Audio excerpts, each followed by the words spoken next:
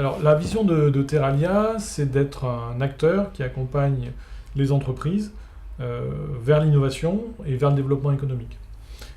Donc ça, c'est une vision qui est transverse à tous les pôles de compétitivité français. Notre particularité, elle est sectorielle, puisqu'on est un pôle de compétitivité sur l'agriculture et l'agroalimentaire.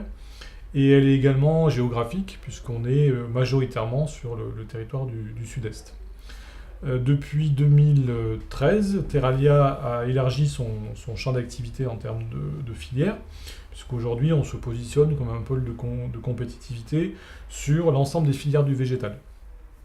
L'historique de Terralia, c'était avant tout la filière des fruits et légumes, et donc depuis 2013, nous sommes également acteurs sur les filières vitivinicoles, qui sont évidemment très très importantes dans nos territoires, et également sur les filières des céréales, avec des particularités plutôt évidemment sur les céréales de type méditerranéenne, que ce soit le blé dur ou le riz bien évidemment. Donc ça c'est un peu notre vision aujourd'hui en termes d'activité sectorielle. En termes de géographie, on est positionné majoritairement sur le Grand Sud-Est, pour avoir une homogénéité d'espèces et de variétés sur lesquelles on peut être amené à travailler, et puis bien évidemment pour une logique de proximité, d'accompagnement de nos adhérents. Voilà, donc ça c'est notre vision aujourd'hui.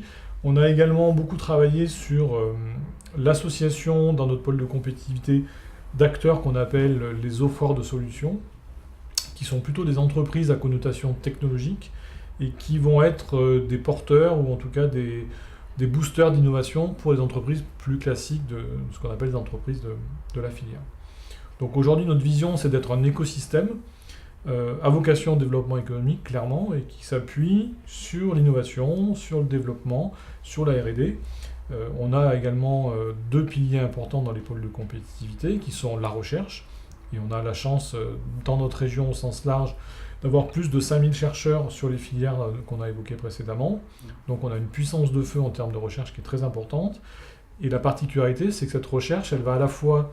Elle commence vraiment à la recherche académique ou fondamentale, avec des organismes comme l'INRA, mais on a également la chance d'avoir des centres techniques qui sont plutôt dans la partie transfert-développement. Donc on a une offre relativement complète en termes de recherche-développement.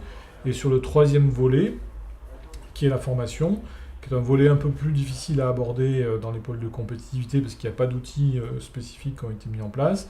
Néanmoins, on a des démarches assez innovantes vis-à-vis de ces acteurs-là pour faciliter le lien entre l'entreprise et la formation et vice-versa.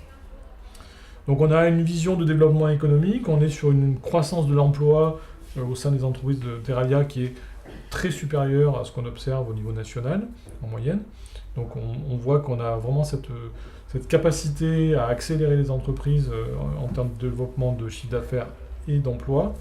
Et donc notre vision aujourd'hui, c'est clairement d'être un acteur important pour le développement économique du territoire.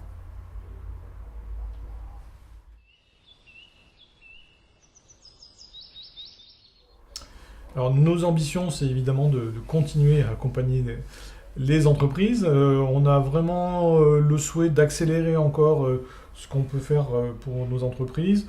On a vraiment travaillé au cours de l'année 2015 sur le développement de nouveaux services, notamment sur l'aspect croissance, sur la partie innovation qui est le cœur de métier plus ancien des pôles. On est assez bien structuré depuis longtemps, même si on a encore réorganisé les équipes pour être encore plus performants et développer encore plus de projets.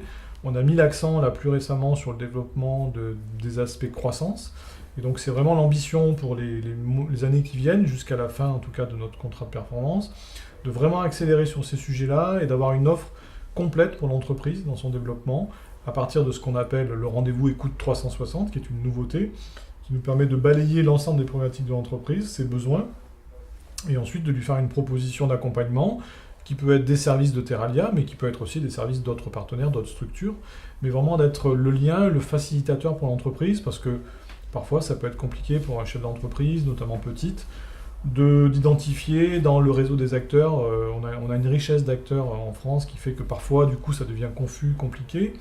Nous, on est un peu le fameux guichet unique dont on entend souvent parler, et on va vraiment accompagner l'entreprise, et on va rester à ses côtés tout au long de l'accompagnement. C'est-à-dire qu'on n'est pas qu'un guichet, on est vraiment un accompagnateur.